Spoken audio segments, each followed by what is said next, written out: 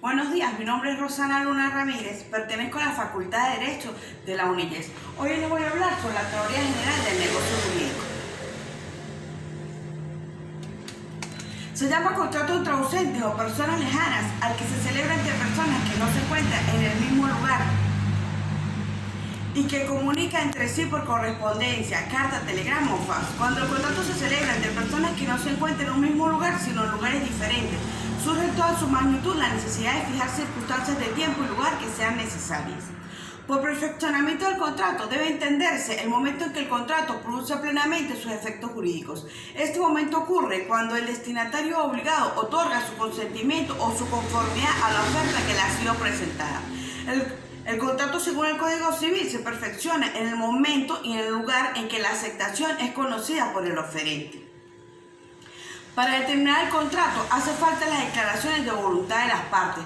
Tal determinación es importante para poder fijar el momento en que el contrato produce sus efectos jurídicos. Señalar que el tribunal competente para conocer y decidir sobre las diferencias que pueden tener las partes en su ejecución e indicar las circunstancias inherentes a la vida del contrato. Para hablar del fundamento del contrato, necesito dejarles en claro que para hacer la formación del contrato necesito decirle la oferta mediante cual la parte propone a la otra expresa o tácitamente la celebración de un contrato. La aceptación es la declaración de voluntad formulada por la persona a quien va dirigida la oferta, expresando su adhesión, es decir, la voluntad entre las partes oferta y aceptación. El Código Civil venezolano acoge el sistema de concurrencia de voluntades en la fase o etapa del conocimiento, pero subordina ese conocimiento al momento de la recepción, que presume que existe ese conocimiento desde el instante en que la aceptación llega a la dirección del oferente. Las condiciones de procedencia para el contrato entre ausentes se perfecciona, debemos tener en cuenta las siguientes condiciones. Primero, debe ser libre. El destinatario debe tener plena libertad para aceptar o negar la oferta. La falta de constatación no lo obliga a nada. Segundo, debe ser puro y simple, lo que implica que debe ajustarse en un todo con el contenido de la oferta. Si el destinatario modifica la oferta, la modificación debe considerarse como una nueva oferta. Tercero, la aceptación debe ser manifestada al oferente para que el contrato se perfeccione. En estos casos de oferta sin plazo, la aceptación debe ser comunicada al oferente de inmediato. Si se trata de personas presentes, o dentro del lapso prudencial si se trata de personas que no están presentes en el mismo lugar. En los casos de oferta con plazo, la aceptación debe ser manifestada dentro del plazo. Cuarto, si la aceptación es manifestada fuera del plazo, no obliga al oferente, quien tiene entonces la potestad de considerar o no celebrado el contrato. El destinatario puede revocar la aceptación antes de que llegue a conocimiento del oferente. El derecho de retención en materia civil es un derecho que consiste en no devolver una cosa que tenemos en virtud de un contrato o de cualquier acto jurídico hasta que se extingue la obligación que tiene el dueño legítimo de la cosa por el poseedor. Esta figura ayuda a un determinado sujeto para que pueda prorrogar la posesión sobre una cosa con la finalidad de la garantía. Para que exista el derecho de retención es necesario la posesión de la cosa de otro por un tercero. Obligación de parte del propietario respecto del poseedor. La conexión entre la cosa retenida y el crédito que se retiene.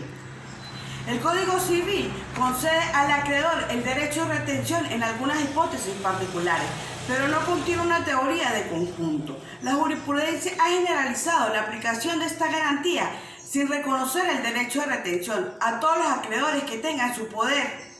Por la causa que sea una cosa del deudor, los tribunales conceden el derecho de retención en dos casos. El primer caso, cuando existe un vínculo de conexión entre el crédito y el objeto retenido. El crédito ha surgido con ocasión de la cosa, especialmente si el acreedor ha hecho gastos para conservar esa cosa. Es la conexión objetiva o material. Segundo, cuando exista un nexo entre el crédito y la tenencia de la cosa, el acreedor recibido la cosa con ocasión de una relación jurídica que lo ha convertido en acreedor. Es la conexión jurídica o intelectual. Es un derecho que nace de ley y solo puede darse en los casos expresamente estipulados por ella. El derecho de retención es una defensa excepcional del crédito, por lo que no podría ser admisible fuera de los casos previstos por el legislador. Basado en lo anterior, esta tesis parte del principio en que la ley es el único fundamento del derecho de retención y que solo puede darse en los casos explícitos estipulados, que son los contemplados en el Código Civil y en el Código de Comercio. Los requisitos exigidos en el derecho de retención. Les puedo decir que existe la posesión por parte del acreedor de una cosa que debe sustituir al deudor. El requisito esencial en el derecho de retención puede afirmarse que sin él no podría existir. De este requisito derivan tres elementos. Primero, basa la simple tenencia de la cosa. Que la cosa sea corporal, cierta y determinada. La posesión debe ser legítima.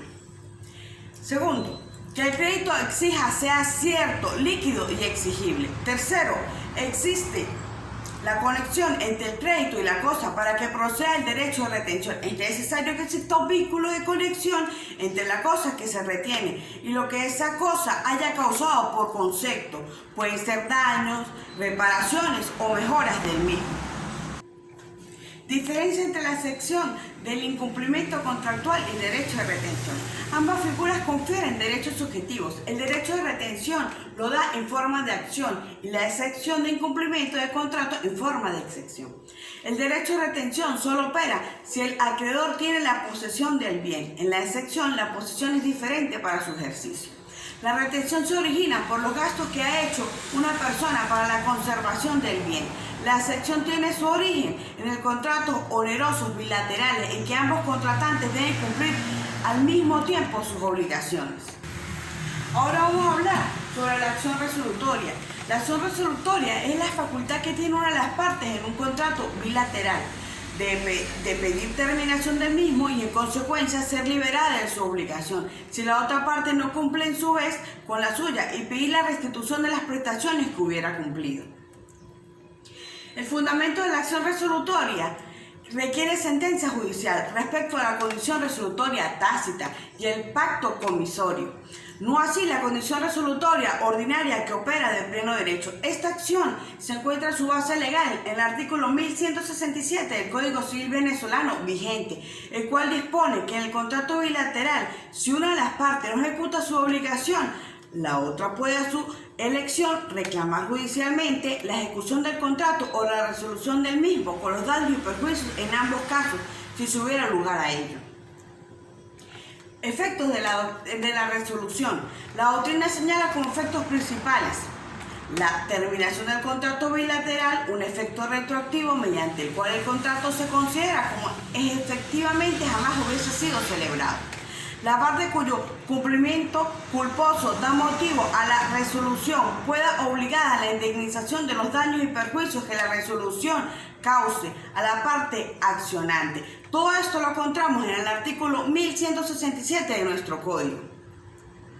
Las diferencias entre la acción resolutoria y la excepción non adipleti contratus. La acción resolutoria presenta diferentes fundamentos con la excepción non adipleti contratus, a saber, primero, la acción resolutoria tiene como objeto fundamental obtener la terminación de un contrato bilateral, mientras que la excepción solo persigue obtener la suspensión del contrato bilateral. Segundo, la terminación de un contrato obtenida mediante el ejercicio de la acción resolutoria es retroactiva y la excepción no tiene efecto retroactivo. Tercero, la acción resolutoria es una acción y la excepción es un medio de defensa. Terminación de los contratos. La terminación como efecto de la culminación de las obligaciones de un contrato sin que exista responsabilidad legal de alguna de las partes, pues en él entiendo que ambas partes están conformes con su conclusión. Es necesario algunas causas para la terminación de un contrato. Primero, acuerdo entre las partes de poner término, la renuncia del trabajador, muerte del trabajador, vencimiento del plazo del contrato, terminación del trabajo acordado, que lo que se había pactado fue cumplido por ambas partes y las obligaciones se extinguen. Debe entenderse por terminación de los contratos la extinción de los mismos, en el sentido de que el contrato como tal deja de producir sus efectos jurídicos normales y cesa de cumplir los fines para los cuales había sido celebrado.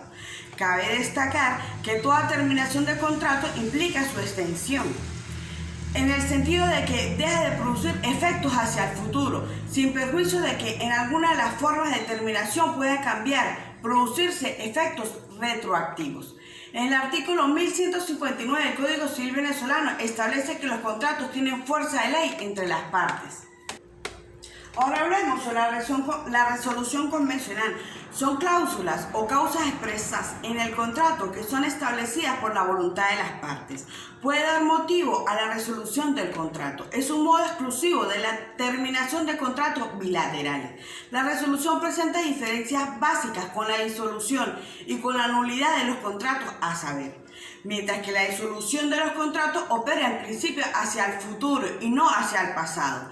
La resolución tiene efectos retroactivos. El contrato bilateral terminado por la resolución se considera extinguido, no desde el momento en que la resolución se declara, sino mediante la ficción jurídica. Se considera como si jamás hubiese existido.